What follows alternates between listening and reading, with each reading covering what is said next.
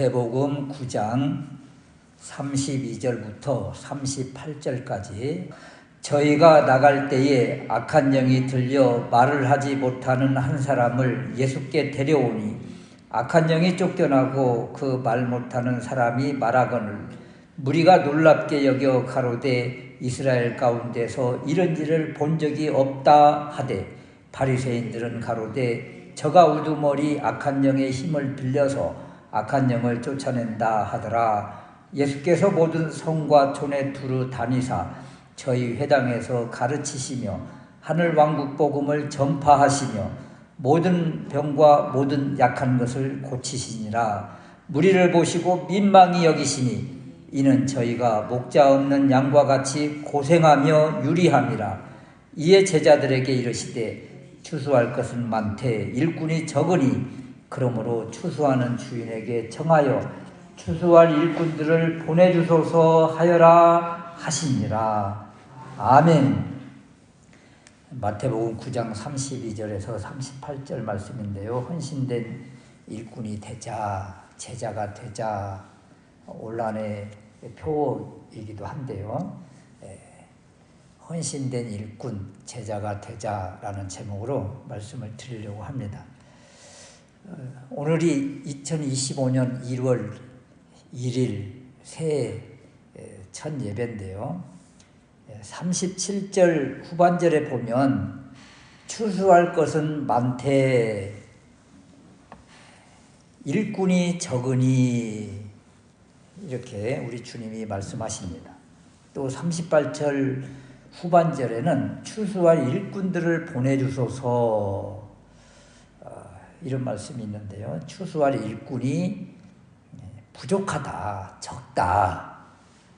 그래서 우리가 고백하기를 그 이사야 선지자의 고백처럼 주여 내가 여기 있사오니 나를 보내주소서 이렇게 결단을 하면 얼마나 좋을까. 주님의 또 이 심정, 주님의 마음을 읽고 추수할 일꾼을 간절히 원하는 주님의 뜻에 우리가 순복하고 또 순종하고 결단하면 얼마나 좋을까. 오늘 말씀을 통해서 이런 은혜가 있으시기를 주님의 이름으로 축원합니다. 첫 번째는 세상은 고생하며 유리방황하는 사람이 너무나 많다는 것입니다. 36절 말씀에 무리를 보시고 민망히 여기셨다. 여기 민망히 이 말씀은 불쌍히라는 의미인데 민망히라는 이 원어를 보면 그 창자라는 단어에서 유래가 됐다고 그래요. 그래서 내부에 창자에서부터 동정심이 우러나와 마음이 움직인다. 그래서 격한 동정심의 그 강조적 표현이 민망히 여긴다 이런 거예요. 그러니까 요즘 우리 주변에 참 고통과 슬픔과 아픔을 당한 울고 있는 사람을 보면 어떻게 해야 돼요? 이런 마음을 가져야죠. 격한 동정심의 마음. 우리나라 표현 가운데 우리나라에서도 이런 표현이 있는데 그 애간장이 녹는다 이런 말이 있잖아요. 애간장이 녹는다. 이 뜻이 매우 안타깝고 초조하여 걱정이 된다 이런 의미예요. 참 슬픔을 당한 사람들 보고 막 통곡하는 그런 모습을 보면 그냥 막 눈물이 나잖아요. 그런 것처럼 이런 마음입니다. 이런 마음. 그런데 주님은 누구를 보고 이런 마음을 표현을 하셨을까? 보니까 목자 없는 양과 같이 고생하며 유리함이라. 36절 후반절 말씀에 저희가 목자 없는 양과 같이 고생하며 유리함이라. 이런 걸 보고 우리 주님이 이런 마음을 품으신 거예요. 여기 우리가 많이 하는 말 중에 참 고생한다 이런 말 하잖아요. 고생한다. 이 고생한다 이 말을 보니까요. 그 사전에 우리 성경 사전에 뭐라고 해설을 해놓는가 하면 가죽이 벗겨지는 고통, 약탈, 탈진의 모습을 고생한다. 그렇게 해석을 해놨더라고요. 그러니까 우리는 그냥 뭐 조금 힘든 일 하면 아이고 고생하네 그러는데 이런 걸 가지고 고생한다 하는 것이 아니라 어느 정도의 고통인가 가죽이 벗겨지는 그 고통, 약탈, 탈진 이런 모습을 보고 고생한다. 또 유리한다. 이것은 그냥 내던져진 상태예요. 이게 목자가 없는 양 떼는 어때요? 그냥 관리하는 사람이 없어서 어디로 가야 될지도 모르고 광야에 그냥 버려진 존재. 그러면 광야에는 온통 사나운 이리떼들이 그냥 가득하죠. 여기에 어린 양이 던져졌다고 생각을 해보세요. 고생하고 유리함이죠. 이런 것들을, 이런 상태를 보고 우리 주님이 이렇게 민망히 여기신다. 그냥 애간장이 녹는다. 이런 거예요. 이런 영혼들이 누구였는가? 우리가 이 마태복음을 쭉 살펴오고 있잖아요. 9장에서만 봐도 27절 말씀에 보면 두 맹인이 소리 지르며 따라와서 이 두 맹인이 바로 이런 사람들이죠. 목자 없는 양과 같이 고생하며 유리하는 사람들. 또 33절에 보면 악한 영에 들려 말을 하지 못하는 사람. 이런 사람이 목자 없는 양과 같이 고생하며 유리하는 사람들 아니겠어요? 악한 영에 끌려다니는 사람 얼마나 비참합니까? 또 이 두 맹인이 막 예수님을 부르면서 쫓아오는데 뭐 인도하는 사람도 없이 막 그냥 쫓아와요. 이런 사람들 얼마나 처량하고 가련하고 안타깝습니까? 이런 사람들 악한 영에 들려서 말 못하고 무시를 당하는 사람들의 이 아픔들을 또 두 맹인의 이 모습들을 바라보고 그 아픔을 우리 주님은 이렇게 표현을 하고 계시고 그리고 이런 사람들을 어떻게 해요? 두 맹인을 치유해 주셔서 밝게 보게 하시고 또 오늘 말씀에도 보면 악한 영에 들려서 말을 하지 못하는 한 사람 이 사람을 예수님께 데려왔는데 33절 말씀에 악한 영이 쫓겨나고 그 말 못하는 사람이 말하고 이런 놀라운 일이 생긴 거예요. 오늘 32절 말씀처럼 이렇게 악한 영에 들려서 끌려다니는 비참한 인생 또 두 맹인들처럼 앞을 보지 못해서 답답한 인생 또 여러 가지 사건 사고로 인해서 슬픔 가운데 있는 인생들 또 오늘날 이 무속이 얼마나 판치는지 말이에요. 이 무속 증가율 이렇게 해보면 이렇게 쳐봤더니 어마어마하게 증가가 됐다는 거예요. 작년, 재작년 한 1, 2년 사이에. 그런데 말이에요. 그 무속 점술 뭐 점을 치고 뭐 하는데 돈이 들어가잖아요. 뭐 구슬을 하고 뭘 하는데 여기에 이 서비스 비용의 규모 그러니까 얼마씩 내고 뭐 이렇게 하는 것들 이 규모가 우리나라에 한 해에 1조 4천억이래. 1조 4천억. 그러니까 어마어마한 돈이 이 무당 굿하고 뭐 점치고 뭐 이런 무속에 빠져서 이렇게 들어가는 이렇게 비용이 이 정도 된다는 거예요. 이게 통계로 나와 있어요. 통계로. 그러니까 이런 데 빠진 영혼들이 초등학생부터 노년에 이르기까지 이 숫자가 말할 수가 없다는 거예요. 그렇게 큰 증가율을 보이고 있는데 우리가 이 영적인 눈으로 바라보면 이 다 유리방황하는 사람들 아닙니까? 이거. 유리방황하는 불쌍한 영혼들 있잖아요. 그래서 우리 주변에 또 이 세상에 고생하며 유리방황하는 사람이 너무도 많다. 너무도 많다. 그래서 두 번째는, 그래서 주님은 일꾼을 찾으신다는 거예요. 37절 말씀에 제자들에게 이르시되 추수할 것은 많되 일꾼이 적다. 일꾼이 적다. 그 이사야서 6장 8절 말씀에도 보면 내가 또 주의 목소리를 들으니 주께서 이르시되 내가 누구를 보내며 누가 우리를 위하여 갈꼬 하며 이 하나님의 마음이 탄식의 소리가 들려오는 거예요. 이랬을 때 이사야 선지자가 내가 여기 있나이다, 나를 보내소서, 이렇게 자원했었는데 오늘도 이 말씀 속에서 주님이 이것을 지금 요청하고 계시는 거예요. 주님의 마음을 알아서 자원하는 심령이 얼마나 될까. 37절 말씀에 많을 것 같은데 일꾼이 적다. 복음서에 주님을 따르는 이들이 얼마나 많아요. 36절 말씀에도 보면 무리가 있어요. 그냥 무리가 때를 이루어서 주님을 따르고 있지만 주님의 뜻을 아는 이들이 아니다. 이들의 마음은 오직 치유받고 해결받고 싶은 마음, 세속적 성공, 물질적 부요, 이런 것으로 인해서 환호하며 따라다니는 무리들이지만 자신의 이 부족함이 채워지면 다 떠날 사람들이에요.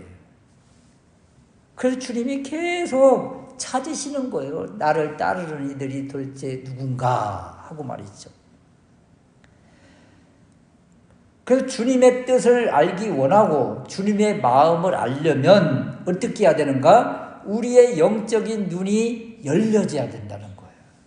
30절 말씀에 두 맹인을 치유해 주셔서 그들의 눈들이 밝아졌다. 여러분, 이 육신의 눈만 밝아졌겠어요? 영적인 눈도 밝아지는 거예요. 주님의 터치하심을 받으면 말이죠. 악한 영에 들려서 말 못하는 사람, 이 사람이 어떻게 돼요? 악한 영이 쫓겨나니까 말을 하게 되잖아요. 이런 것처럼 우리를 붙잡고 있는 그것들로부터 우리가 자유케 되면 주님의 심정을 알게 되고 주님의 마음을 알게 되고 이렇게 말하게 된다, 이런 거예요. 그래서 우리가 눈을 열어 보게 해달라고 참 기도할 제목을 가지고 간절히 기도를 해야 되겠다. 열왕기하 6장에 보면 엘리사 선지자 시대 때 아람 군대가 엘리사 선지자를 잡으려고 군대를 동원해서 엘리사 선지자가 있는 그 도단성을 둘러쌌습니다. 그래서 이제 뭐 도망갈 틈이 없어요. 이러한 때에 그 엘리사 선지자의 사환이 밖에 나가서 문을 열고 보니까 온통 아람 군대 군사 말과 병거가 에워싸 있는 거예요. 우리 큰일 났다고 이렇게 하니까 엘리사 선지자가 그러잖아요. 두려워하지 말라. 우리와 함께한 자가 저들과 함께한 자들보다 더 많다. 아니 달랑 지금 엘리사 선지자와 사환 둘밖에 없는데 아니 선생님 어떻게 해요? 불안하고 두렵고 어찌할 바를 모르는 그 사환에게 엘리사 선지자가 다 기도를 하잖아요. 원컨대 그의 눈을 열어 보게 하옵소서, 이렇게 기도했더니 사환의 눈이 쫙 열린 거예요. 그래서 하늘을 봤더니 하늘에 불말과 불병거가 쫙 진쳐 있는 거예요. 아, 이것을 보니까 이 세상의 이 군대들, 군사들, 이 병거들 뭐 보입니까? 이 두려움이 그냥 순식간에 싹 거쳐지는 거죠. 그래서 우리가 기도할 제목 중에 하나가 눈이 좀 열려서 보기 원합니다. 영적인 눈을 열어주십시오 하는 기도가 참 필요하다. 시편 119편 18절 말씀에 보면 시편저자가 이런 기도를 해요. 내 눈을 열어서 주의 율법에서 놀라운 것을 보게 하소서. 우리의 눈이 열리면 이 율법이 말씀이잖아요. 이 말씀에서 놀라운 것이 보인다는 거예요. 우리의 영적인 눈이 열리면 주님을 이렇게 보게 되는 은혜가 있게 되는 것이죠. 눈을 열어서 놀라운 것을 보게 해주십시오.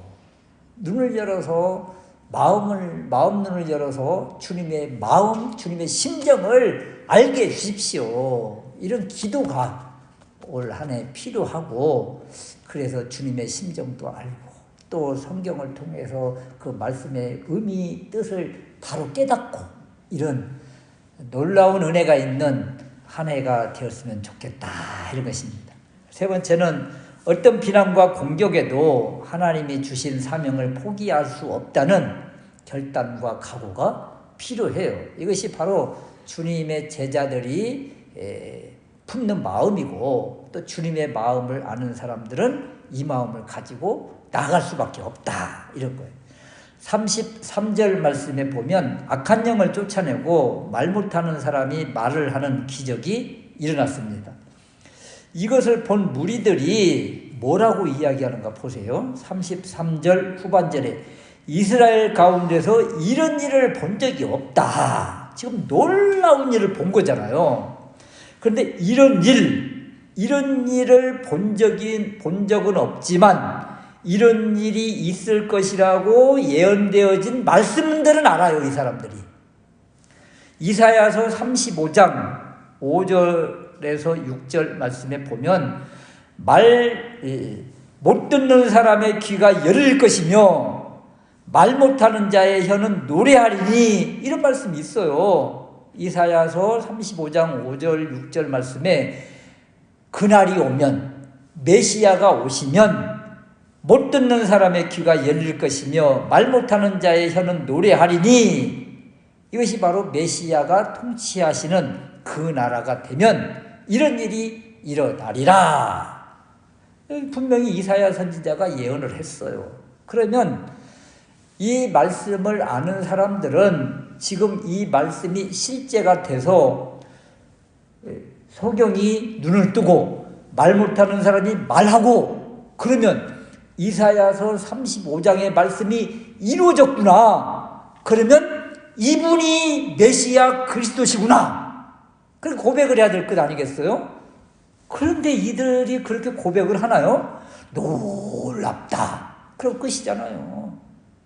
놀라기만 하면 안 돼요. 고백을 해야죠, 고백을. 그런데 그것뿐만이 아니라 34절 말씀에 보면 바리새인들이 어떻게 반응을 해요? 저가 우두머리 악한 영의 힘을 빌려서 악한 영을 쫓아낸다. 이 바로 귀신 섬기는 사람들이 이런 말을 해요. 무슨 이야기냐면 귀신도요, 센 귀신이 있고 조금 약한 쫄병 귀신이 있고 그렇대요. 그래서 센 귀신이 쫄병 귀신을 쫓아내면 그 귀신이 나가는 거예요. 그럼 결국은 무슨 얘기예요? 귀신들 이야기예요. 그런데 이 바리새인들이 예수님이 하신 이 놀라운 일을 악한 영의 힘을 빌려서 했다. 그러면서 악한 영에 들린 것처럼 우리 주님을 폄하하고 매도하고 공격하고 있다.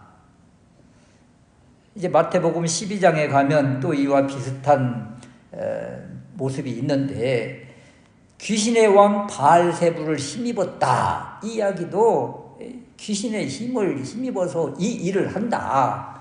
이렇게 지금 폄하하고 있는 거예요. 성령님의 놀라운 기적과 역사를 사탄의 역사로 지금 바꾸고 있는 거예요.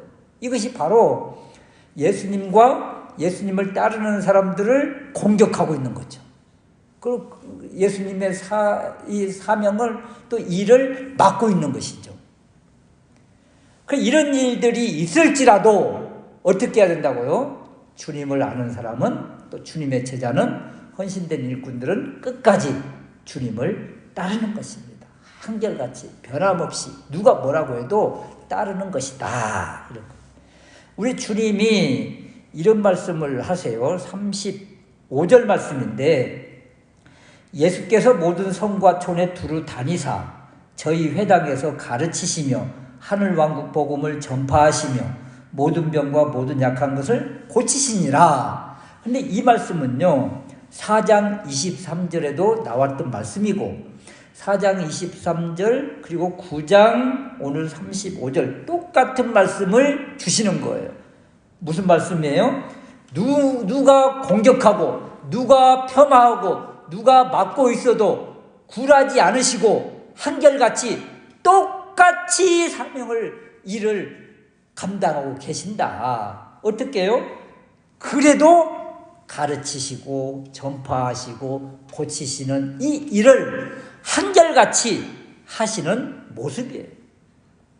우리 주님의 모습이에요. 그 중간에 누가 바리새인이 공격하든 뭐 악한 영에 들려서 어쨌든 상관없이 굴하지 아니하시고 주님은 한결같이 똑같이 마태복음 4장에서도 그리고 오늘 마태복음 9장에서도 똑같이 이 일을 하고 계시더라. 주님을 따르는 우리도 똑같이 누가 뭐라고 해도 누가 공격을 해도 이것이 주님이 기뻐하시는 일이라면 감당하는 것. 이것이 바로 주님의 헌신된 일꾼 제자들이 품어야 될 마음이다. 올 한 해 참으로 주님이 우리에게 어떤 마음을 주시든 주님이 주신 것이라면 아멘 하겠습니다 하고 순종하고 누가 뭐라 하든 한결같이 사명을 감당하는 우리가 되었으면 좋겠습니다. 이러한 일에 우리를 사용하고 싶어 하시고 부르신다는 것, 선택하심, 이것이 얼마나 큰 은혜인가. 올 한 해 이 은혜를 깨닫고 주님 앞에 간절히 구해서 영적인 눈이 열려서 주님의 심정을 아는 올 한 해 될 수 있으시기를 주님의 이름으로 축원합니다.